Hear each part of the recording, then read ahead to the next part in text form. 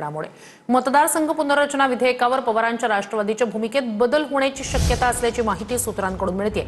आरक्षण आणि मतदारसंघ पुनर्रचना घटना विधेयकाला पाठिंबा दिला जाण्याची शक्यता आहे। आरक्षण आणि मतदारसंघाच्या पुनर्रचना घटना विधेयकापुरताच भाजपला पाठिंबा दिला जाण्याची शक्यता आहे, अशी माहिती सूत्रांकडून मिळते। पक्षाच्या वतीने अधिकृतपणे भाजपला मदत करण्याची भूमिका असल्याची माहिती सूत्रांकडून समोर येते।